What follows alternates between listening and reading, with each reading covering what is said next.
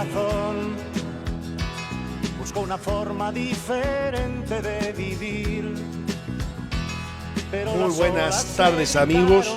Bienvenidos una vez más a este velero llamado Libertad. En y desde las agustas paredes de radiarte.com, 18 de julio 1805, esquina Tristán Narvaja, el kilómetro cero de la libertad. Abrimos de esta manera un nuevo programa con staff permanente, el profesor Vaz. Y un gran invitado, el doctor Ovenir Sartú. Bienvenido. Muchas gracias. Abogado, gran analista y escritor. Escribo, digamos. ¿Se puede vivir de los libros en Uruguay? No lo creo, por lo menos yo no. Habrá que. No, creo que ha habido muy poca gente que ha podido vivir de lo que escribe, ¿no? El caso de Benedetti, Galeano, Nozionetti en los últimos años, supongo que también. Monetti en los últimos años, sí. Es muy noble también escribir libros, porque el pensamiento de la persona queda para la posteridad en un libro que alguien puede acceder en dependencia del tiraje, en dependencia de una cantidad de cosas. Abogado. Sí. Sí, pero yo a usted lo he visto en causas bastante particulares y no muy populares. No en el sentido de que está bien o está mal, en causas que poca gente ha querido tomar o recibir, usted las ha agarrado y con mucho entusiasmo. Es así, es así. Hay una cosa que yo toda la vida tuve mucha vocación. Buenísimo. Por los temas sociales y políticos, y el derecho fue mi oficio. O sea, yo me formé en el estudio de mi padre y seguí la carrera. Tuve el gusto de conocerlo. Bueno, gracias. Tuve el gusto. Y de alguna manera la vida lleva a que las dos vocaciones terminan uniéndose y uno termina ejerciendo la abogacía en temas que tienen un significado social e incluso un significado político, y eso me ha hecho sentir muy bien. Entonces, ¿a usted qué le atrajo más? ¿La disciplina del derecho o las cosas que usted podía hacer a partir del derecho? Bueno, no, si tengo que ser sincero, a mí me interesa, me atrae más, me motiva más y cada vez más los temas políticos, no políticos electorales, no en el sentido de la política electoral, sino el análisis de la política como disciplina y esa cosa que es esencial, ¿no? Que es... Me piden por favor que se acerque al micrófono. Sí, cómo no. Lo que pasa es que no sé bien cómo... Se nos cae ahí. Porque está caído. Me alejo de la mesa y me acerco al micrófono. Supongo que así. Gracias, Josefina. Así estará bien. Que hay una cosa que es apasionante, que es el intento siempre de descubrir lo que va a pasar. De alguna manera... Eso.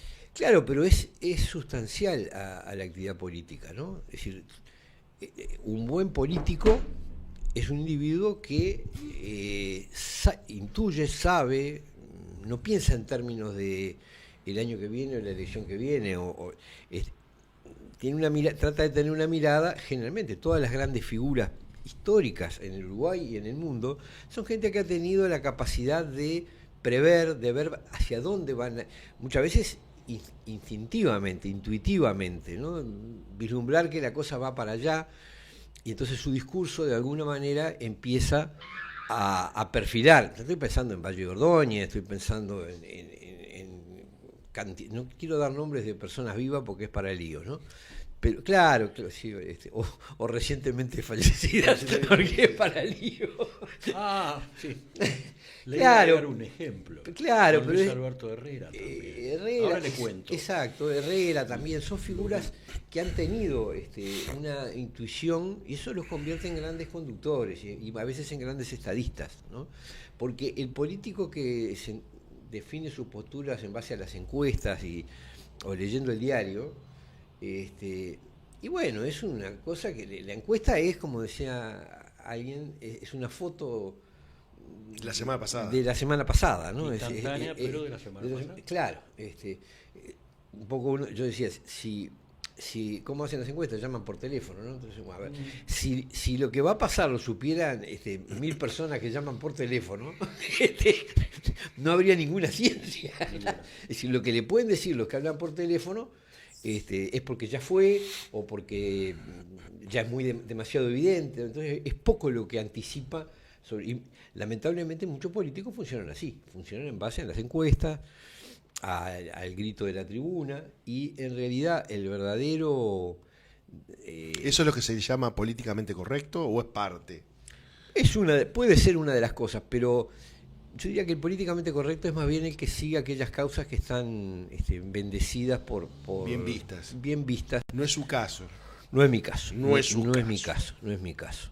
Y esto es válido para las figuras políticas y también para los politólogos, ¿no? Y para los filósofos de la política. Es decir, todos los autores que realmente valen la pena son individuos que son capaces de ver un poco más allá de lo que está ocurriendo, ¿no? Y si de alguna manera anticipan lo que va a pasar dentro de 5 años, 10 años, 20 años, algunos hasta decenas de años después, ¿no?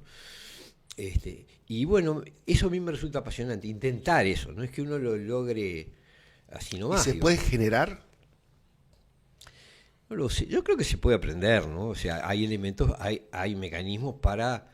es más, a veces uno ve gente que, por ejemplo, se dedica a la ciencia política y de repente no tienen unas dotes maravillosas de intuición, pero con estudio, con lectura, con comparación del pasado, acá el amigo que es historiador, pueden descubrir cosas, porque bueno, mira, esto pasó hace 80 años, se dio esta situación y se resolvió así.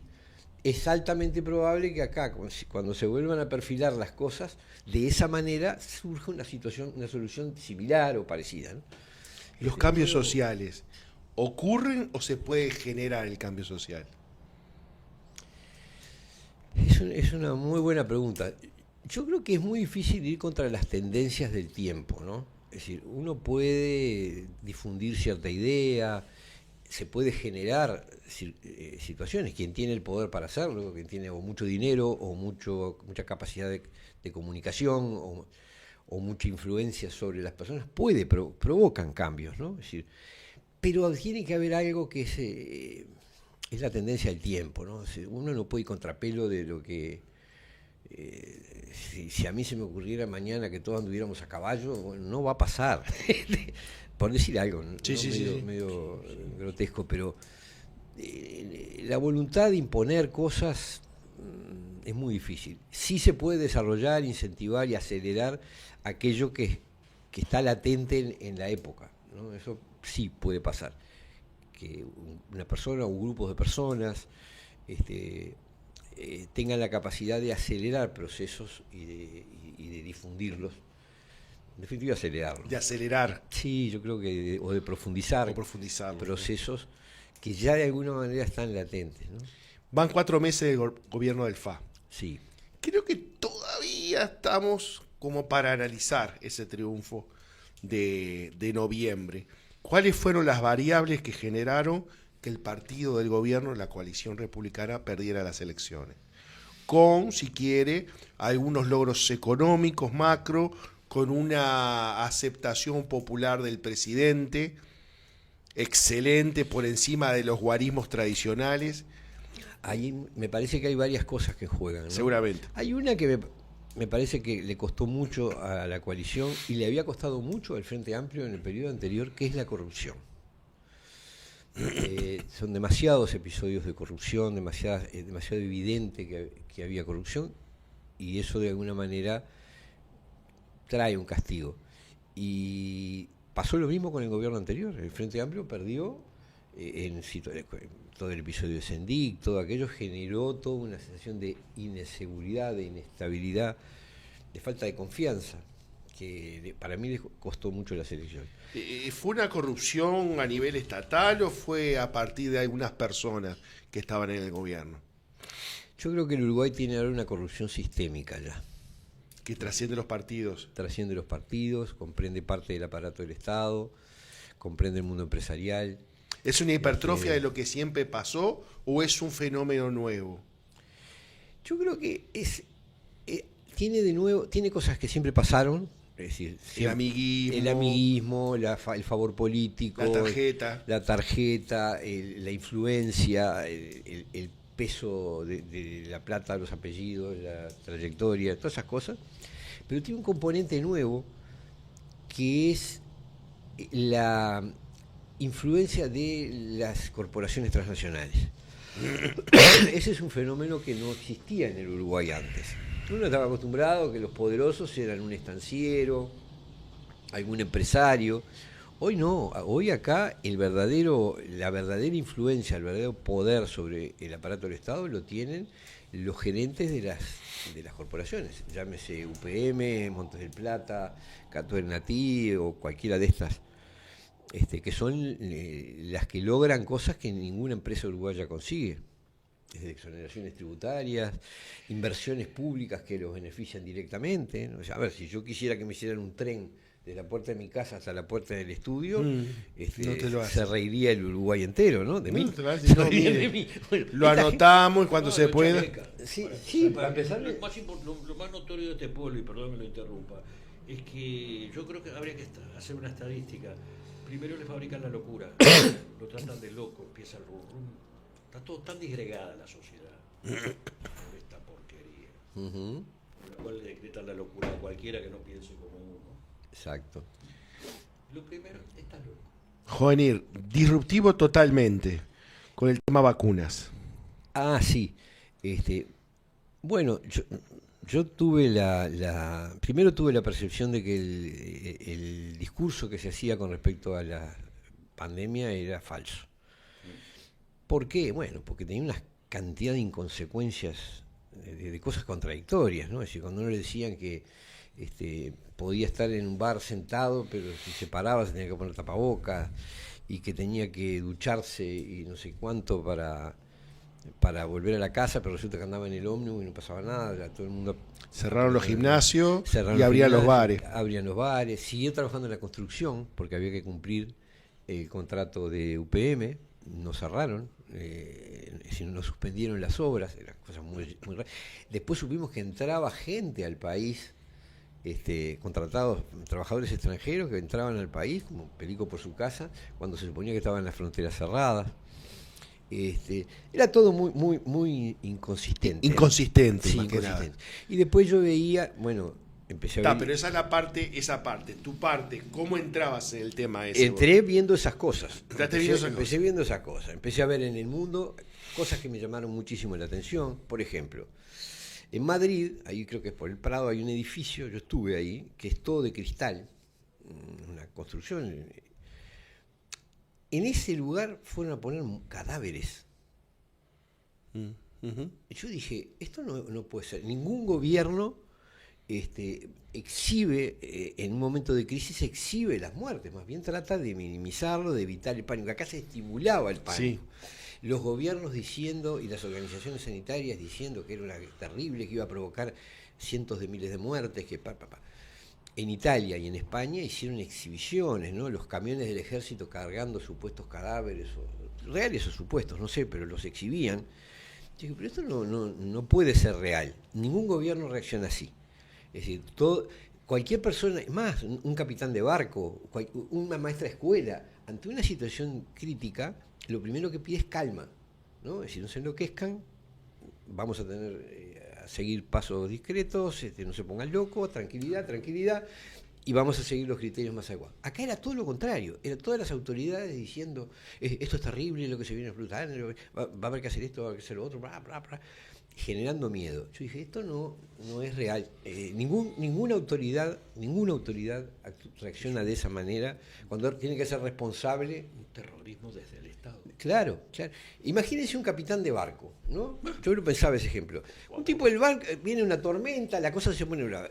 Y el tipo agarra el megáfono y empieza a decir, se murieron terrible, nos vamos a ahogar todo, el agua está helada, no tenemos botes salvavidas. Hay tiburón. Hay tiburón.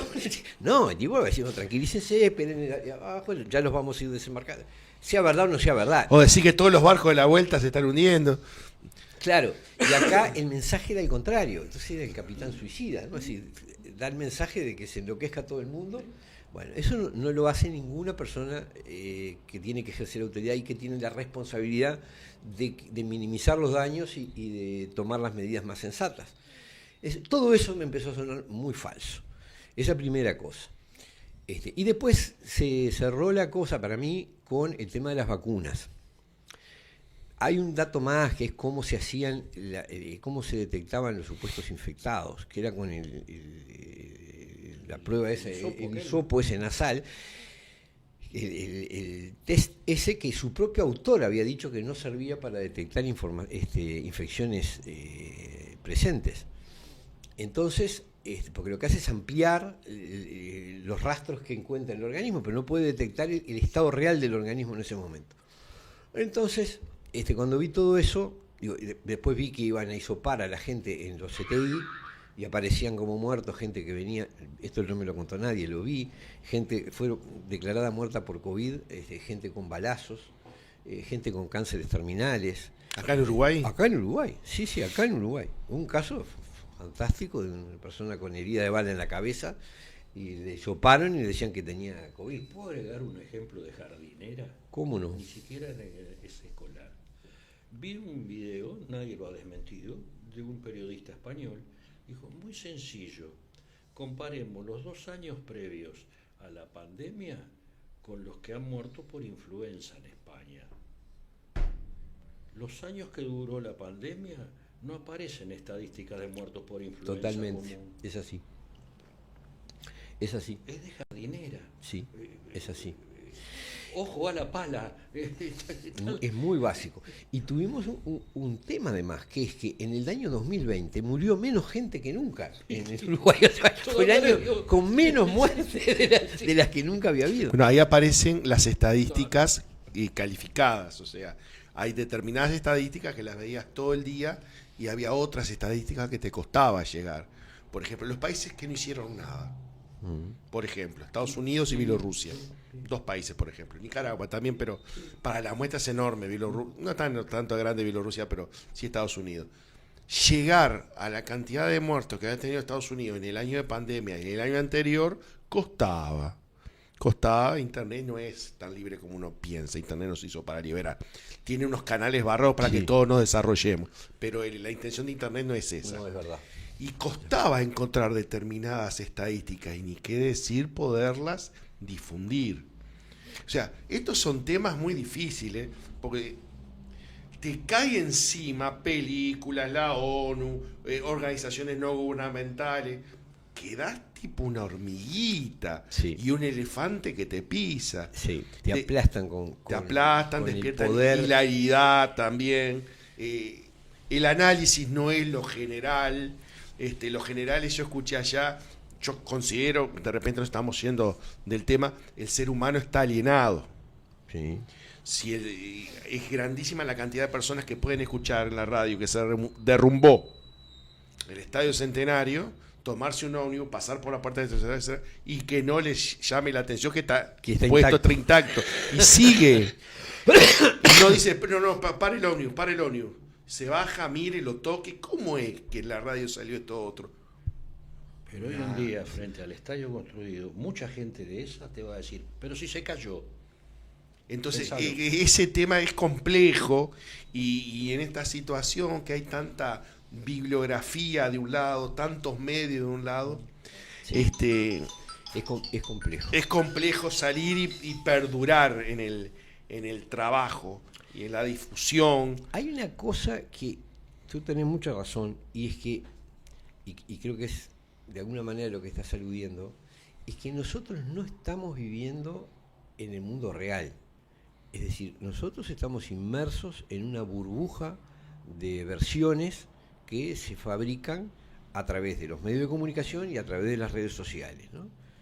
Ahora estaba viendo, por ejemplo, resulta que el drama de la guerra entre Irán e Israel se resolvió con un supuesto alto el fuego propuesto por Trump, que hace 2 días estaba supuestamente bombardeando sus superbombas esas. Con las bombas esas que... No sé, en fin.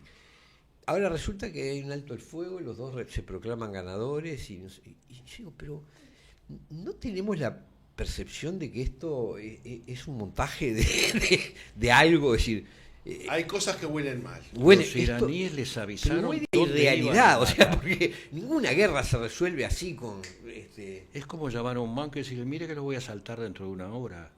Les avisaron Sí. qué base americana iban a... sí, a ya sabían bombardear. qué base iba a ser. porque A mí tenían no me porque entra, mi Irán pobre- tenía que cumplir con tirarle algún bombazo a Estados Unidos en respuesta, te hicieron todo el... Y Trump dijo, me pareció bárbaro. En otras palabras, no fue tan fuerte, dijo. No, y además, ¿Cuál fue? Fue liviano, dijo. ni el bombardeo de Trump, que aparentemente no él dice que paralizó todo, Sí. pero es inverosímil. En una sola mandó 2 bombas y liquidó todo. Es inverosímil. Y la respuesta de Irán tampoco es verosímil. Y después ahora los dos, Israel y Irán, los dos proclaman que son ganadores, porque uno que logró frenar la capacidad atómica que no existía. Porque esto me lo dijeron, mirá, no existía. ahí los ayatollah, estos que mandan, dicen que la cosa atómica es arma del diablo. O sea, no estaba en sus planes Mirá, venir. construir bombas atómicas. Si Irán hubiera tenido un poder bélico importante, cuando se desarrolló la guerra entre Azerbaiyán y Armenia, Azerbaiyán es un kiosco de Israel. El triunfo de Azerbaiyán dejó toda la frontera entre Irán y Azerbaiyán llena de agentes del Mossad. ¿Vos te pensás que Irán no sabía eso? Es que no pudo hacer nada, porque no tiene una gran capacidad de fuerza. Quizás, seguramente, tendrán una intención. No pasa nada con Irán. Sí, dan dinero, es verdad, dan dinero a terroristas. Eso es una cosa maléfica. Pero de ahí a que Irán pueda ser una potencia militar, estamos a años luz. Lo más fuerte de Irán, en mi entender, son Hezbollah y el otro Hamas.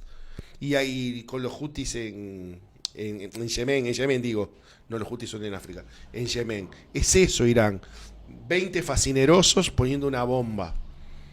No le da para más de eso, que es terrible, ya lo sé, pero el poderío de Irán no la veo, Bueno, sinceramente. yo lo que sé es que a todo esto nada de lo que se decía resultó, ni el bloqueo israelí era eficaz, ni las armas atómicas estaban, ni el bombardeo de Trump causó lo que dice que causó, ni la respuesta de Irán.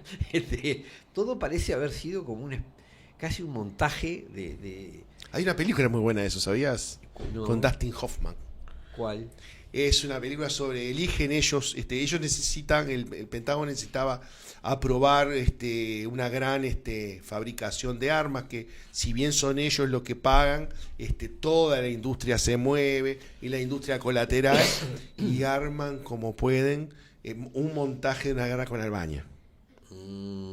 Búscala después, La busco. es muy interesante. Movimiento Uruguay Soberano. Sí. ¿Cuáles son las bases? ¿Te puedo cortar? Sí, adelante, por favor. Quería agregar unas clausulitas. Me alegro de encontrar otra persona que esté de acuerdo conmigo. Después de 90 años un primo me lo reconoció. Y no estamos hablando de ningún ignorante. Fue presidente del Colegio de Contadores del Uruguay. Un ser humano, digamos, que tiene su estudio, su capacidad. El mundo es una puesta en escena, Julito. ¿Qué razón tenés? Me dice. Eso. Yo creo Es que una eso obra de es- teatro. Eso es lo que... Perdón que los corté. Adelante, No, adelante. pero es que me parece que resume muy Es bien. tristísimo, es decir, es tristísimo. muy difícil acceder a lo que realmente ocurre, porque entre los intereses económicos, los intereses políticos y los intereses comunicacionales de los medios, bueno, vivimos en una realidad diseñada, ¿no? Esa es la... Hay que acordarse bien de las cosas que se escuchan, hay que saberlas relacionar a través del tiempo, pero ya hace 10 años pasó esto, ¿cómo es que ahora lo otro? Claro. Tener mucha memoria, Mucha memoria. porque después hay cosas que no que cuando Sí. suman dan otro resultado. Y a veces chequear también La con fuente. sentido común. Y la fuente. Y seguro. Y someterla al control del sentido común. Porque Sí. a veces las fuentes dicen cosas delirantes. Entonces uno dice, bueno, pero esto es verosímil. Pues, porque si no es verosímil, no se puede creer. Porque lo diga la BBC o porque lo digan Los medios hegemónicos. los medios hegemónicos o porque lo diga el presidente de no sé dónde, sea el de Estados Unidos o el de donde sea, ¿no? Realmente uno Hay una le cuesta tendencia. entender. muy perversa. Yo estoy peleado con toda la generación que me sigue, no por cómo son, sino por cómo piensan, y es culpa de mi generación. Siempre se lo digo a la gente de mi edad, los que vamos quedando vivos, los que vamos quedando de este lado, como digo. 1 de septiembre del 39, Hitler invade Polonia con camiones Chevrolet que decían Opel. Es una puesta en escena. Después vinieron los Ford. De esos casos, ¿cuántos? Sí, de esas cosas. Les puedo agregar una y me callo. Año 48, Bogotazo, muere Jorge Eliezer Gaitán, asesinado. A las 2 de la tarde, 11:30, se había entrevistado con él un señor llamado, muy prometedor, joven abogado cubano, que había venido a un congreso de las juventudes antiimperialistas, llamado Fidel Castro Ruz. Después aparecen a través de registros de ITT, que es la compañía de entonces de telefónica de los Estados Unidos, registros al 4º piso del Departamento de Estado de los Estados Unidos, desde el hotel donde estaba Fidel, y otro hombre con él que lo acompañó, que no recuerdo el nombre. Está todo documentado, esto no es cosa mía. Bueno, sí. ¿Se entiende algo? Sí, se entiende. Es decir, Cuando unos nenes pituquitos, perdón la expresión, y católicos, hijos de un embajador filonazi estadounidense llamado Kennedy, que había hecho el dinero con el contrabando de alcohol, le toman odio a esos tanos ordinarios de la mafia que controlaban Cuba, porque ahí empezó todo, ahí se empezó a gestar el asesinato de los dos Kennedy. La mafia era la dueña de Cuba, eso lo sabemos todos, no vamos a entrar en esa historia, pero sin duda. Sin duda. El gran procurador de la nación, creo que se llama en Estados Unidos, ¿no? Lo que era el hermano de John. Sí. Creo que el gran procurador. Sí. El Jorge Díaz, digamos.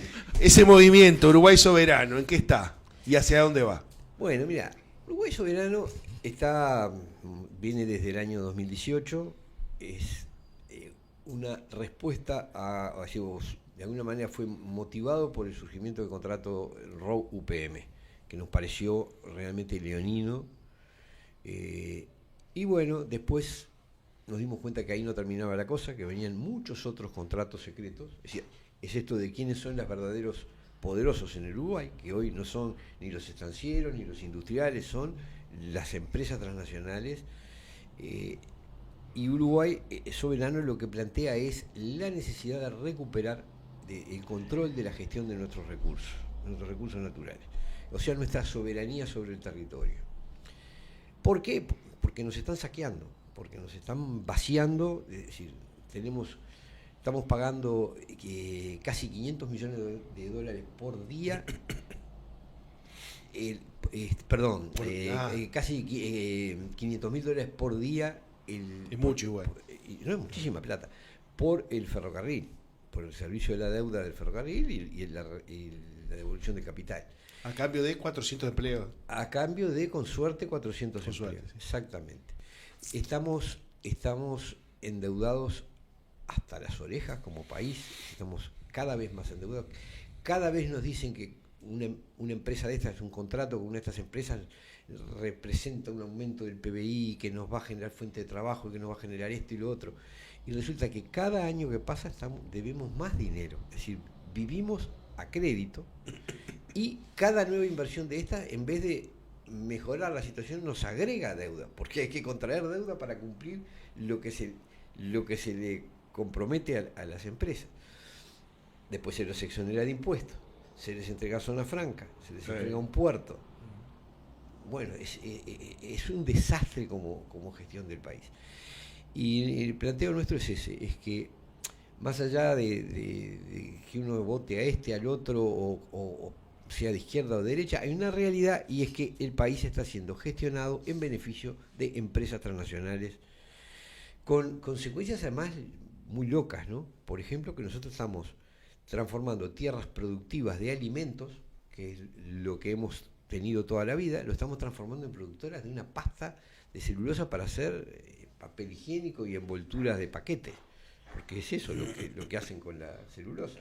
Doctor, no nos olvidemos que desde ahí, desde ese lugar que usted está mencionando, el origen de esta gente, ya tienen previsto que hay que terminar con la vaca. Claro. ¿Me entendió? ¿Lo explica usted? Sí, sí, es el tema. Bueno, yo creo que lo que de alguna manera estamos rozando es que yo creo que si uno tiene que sintetizar qué es lo que está pasando en el mundo y en el Uruguay, es un proceso por el cual el poder económico está asumiendo el poder político. Es decir, los grandes capitales financieros que manejan toda la economía, toda la economía productiva, se están apoderando del poder político, están tomando decisiones que antiguamente eran políticas y hoy pasan a ser decisiones económicas. Gravísimo. Gravísimo. Ejemplo simple. Todos oímos hablar de la transformación educativa. Bueno, la transformación educativa tuvo financiación del Banco Mundial y del BID. La reforma, todos oímos hablar de la reforma previsional, es decir, se discutía si había que beneficiar a los chiquilines o a los viejos. No sé. Bueno, la reforma de la Seguridad Social vino acompañada por una delegación del Fondo Monetario Internacional que no se movió del Uruguay hasta que supieron que estaba aprobada. Y poco después emitieron un juicio, un mensaje, en el cual analizaban toda la situación del Uruguay, o sea, no perdieron el tiempo, vinieron entonces desde el tratamiento de la pandemia, el endeudamiento, la emisión monetaria, y particularmente la reforma jubilatoria, que era para lo que venían. Y bueno, felicitaban al gobierno y no sé cuánto. La única objeción, la única cosa en que nos pusieron nota baja como país fue respecto a la política monetaria. Porque la tesis es que el Banco Central está demasiado condicionado al poder político todavía. No han logrado independizar, cosa que sí pasa en Estados Unidos, donde la política monetaria la fija la Reserva Federal y no el presidente y no el Parlamento. Nada que ver el presidente. Entonces acá consideran que nuestras políticas monetarias están muy sometidas al poder político y no a la gestión empresarial de los bancos y del capital financiero. Eso ocurrió, nadie me lo contó. O sea que nuestras políticas educativas, nuestras políticas de seguridad social y muchas otras están determinadas por préstamos de los organismos internacionales, sí, que vienen con el proyecto de reforma abajo. Esto pasa con el lavado de activos, pasa prácticamente con todas las políticas de drogas. ¿Ustedes quieren disparate más grande que el que ha hecho Uruguay con el tema de la política de drogas? Uruguay es un país donde los llamados vicios sociales se habían resuelto de una forma originalísima. Por ejemplo, el alcohol, que en Estados Unidos daba lugar a la ley seca y al tráfico y al que se enriqueciera así la gente como los Kennedy. ¿Cómo se resolvió acá? Se resolvió con que ANCAP hacía el alcohol. Y se acabó el problema. Y qué bebidas que tuvimos mientras las elaboró ANCAP. Muy buenas bebidas. Y el juego que generó Las Vegas y toda la mafia, se reguló a través de que un acuerdo que hizo don Pepe Valle con Cito, que era su peluquero, y él lo debe saber bien. Sí, es verdad. Era su peluquero y era sí, cabeza de la banca de Quiñera. Sí. Entonces, ¿qué dije? Bueno, está bien, ustedes sigan invirtiendo en el juego. Que habían sido todos clandestinos. Claro. Usted no sé si es de esa época. Era yo me acuerdo. ¿Y qué hizo? Bueno, creó la dirección de Loterías y Quiñera. Entonces, ustedes usen ponen el capital, banquen las apuestas, pero el juego lo organizamos nosotros, lo organiza el Estado. Y no hubo mafia de juego ni hubo mafia de... No. Y la prostitución la regularon diciendo que con un examen médico y estando a menos de tantas cuadras de una escuela, una comisaría, un edificio público, se podía ejercer la prostitución. Entonces no tuvimos ni... Estoy hablando en términos relativos, ¿no? Pero es decir, siempre hay proxenetas, siempre hay gente que vende sustancias, pero nosotros no tuvimos ni una mafia del alcohol como hubo en Estados Unidos, ni una mafia del juego, ni una mafia de la prostitución, a los niveles que había nomás en Rosario, Argentina. ¿Por qué? Bueno, porque hubo una política inteligente con respecto a los que se llamaban vicios sociales. Pero la decadencia de nuestra clase política y el peso del poder transnacional llevó a que Uruguay se subiera a la política de represión de las drogas, al combate contra las drogas. Conclusión, bueno, vamos camino a ser un Mexiquito, ¿no? Con barrios donde no se puede entrar, gurises que mueren quemados o baleados con 25 balazos. Duplicamos la cantidad de homicidios, tenemos una situación social, gente que la sacan de la casa, la echan de la casa, crímenes de todo tipo. ¿Por qué? Porque íbamos a combatir a la droga, en vez de seguir el criterio que se había seguido con el juego, con la prostitución y con el alcohol. Son cosas que hay que estudiar historia para darse por ejemplo, cuenta. en cada préstamo, Uruguay recibe ponerle 100 millones de dólares de un organismo internacional y ya sabes que 5 de esos 100 millones tienen que ir para, por ejemplo, para la política de género. Todo viene condicionado. Pero vos debes 100. Sí. De esos 100 usás 95 lo que vos querías y 5% te lo meten para otra cosa. Sí, y en lo que vos querías hasta por ahí, porque tenés que contratar las asesorías que te indican, contratar a los técnicos o sea, tampoco es que... Y seguir el modelo que te plantearon. Es decir, la reforma educativa viene con un modelo de reforma educativa, que es cambiar los conocimientos por competencias, eliminar es decir, en suma es reducir el nivel educativo, simplificar el nivel educativo, generando unas estadísticas exitosas, es decir, todos promueven, eliminamos la repetición, todos promueven, nadie sabe nada, pero llenamos el ojo con eso. Y a cambio nos dan plata para hacer esa transformación educativa. Ha aparecido, no sé si como consecuencia de todas estas cosas que tú enumeraste, un fenómeno que se llama nueva derecha. Ha aparecido en Argentina, está intentando aparecer en otros países. Se identifican con Hungría, con el gobierno de Estados Unidos, con el gobierno de Italia. ¿Cómo te llevas vos con este fenómeno nuevo, insípido en Uruguay, que ya a la uruguaya, en vez de haber uno, hay 5 proyectos? Sí, a la uruguaya. Y menudos líos internos también. Sí. ¿Hay 5 grupos de eso? Sí. Estaré en mi casa tranquilo, ¿no? Que no sabía. Todo fragmentado, o sea que No sabía. el fracaso está asegurado. Yo no tengo nada que ver con eso, Sí, porque... Lo has visto de cerca. Sí, lo he visto porque de tú vas cerca. a un programa donde hay ibas. Sí. Pero viviste, vamos a decir, toda la creación de eso. Vi uno de los sectores. Vi cómo se iban desarrollando. Y aparte era inocultable porque los videos andaban por todos lados. Sí. Mucha influencia de los argentinos, de Sí. Laje y Sí. la gente que Y está... Márquez. Y Márquez, que ahora están muy cercanos a Milei. Yo con eso no tengo nada que ver en este sentido. No tiene nada que ver, pero ¿cómo lo ves? No, lo explico. Para mí, el problema que tienen, estos se proclaman liberales. Sí. Y yo lo que he discutido siempre con que quizás se podía ser liberal en el sentido tradicional, no sé, en el siglo XIX.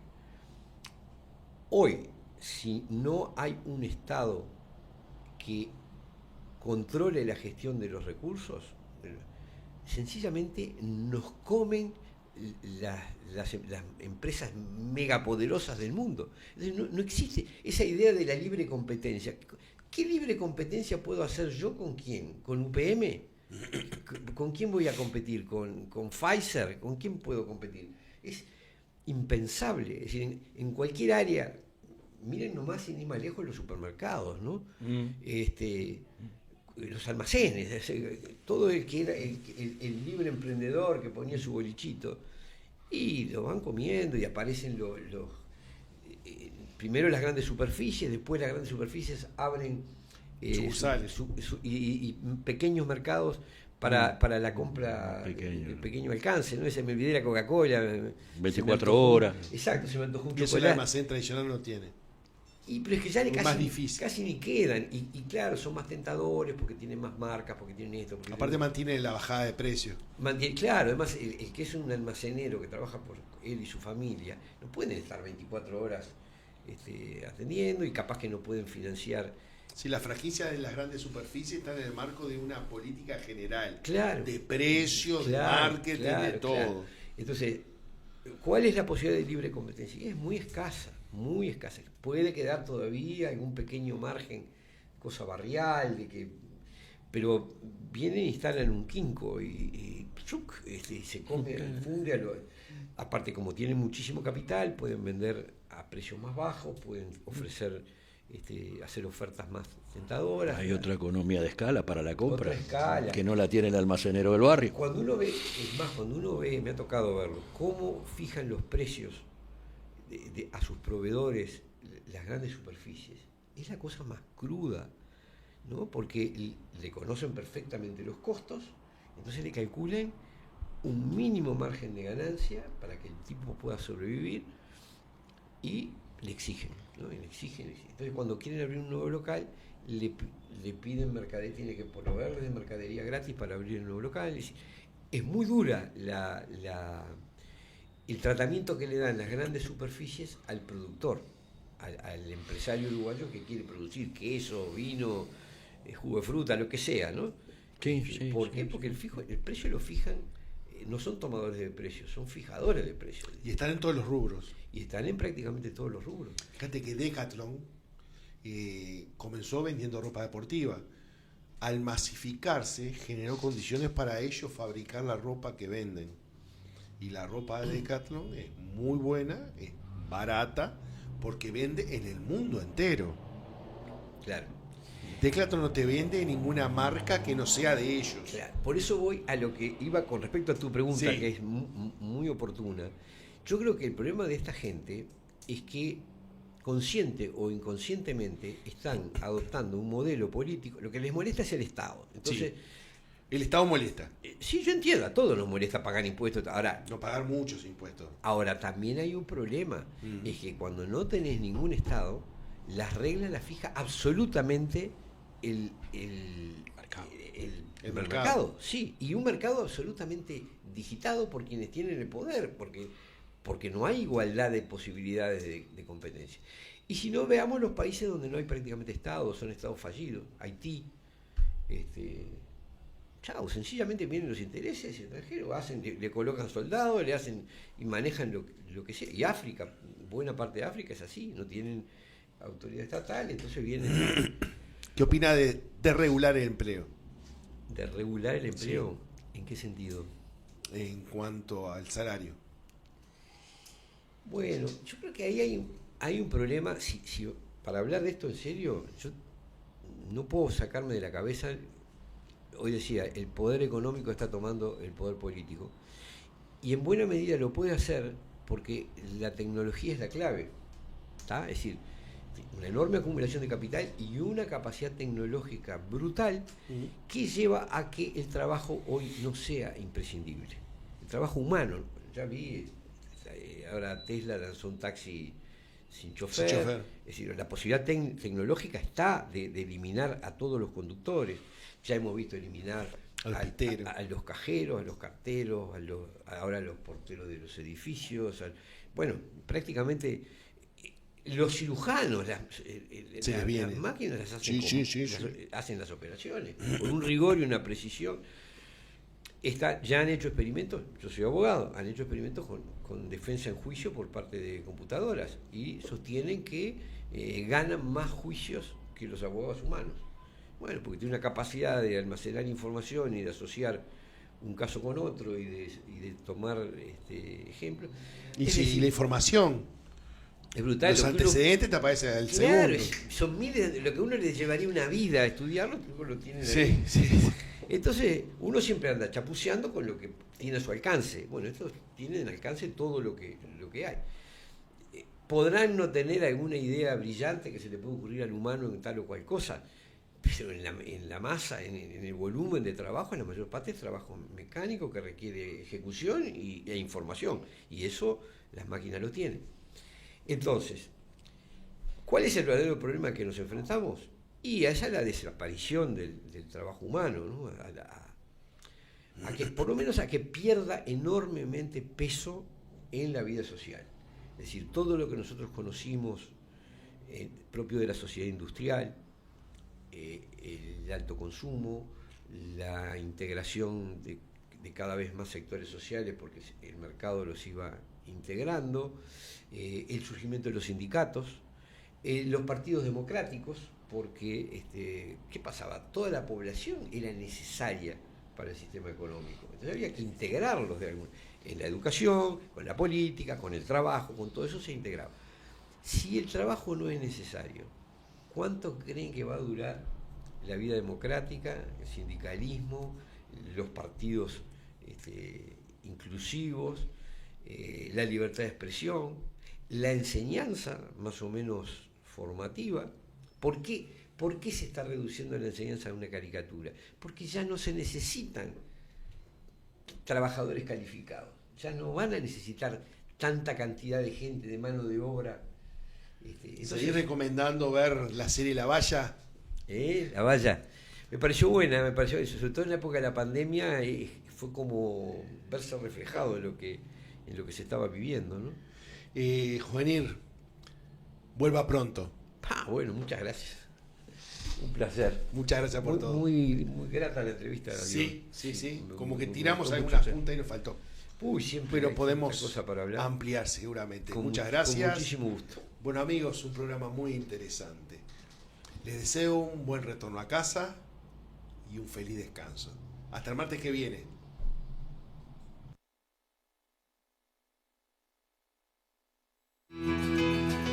Ayer se fue, tomó sus cosas y se puso a navegar.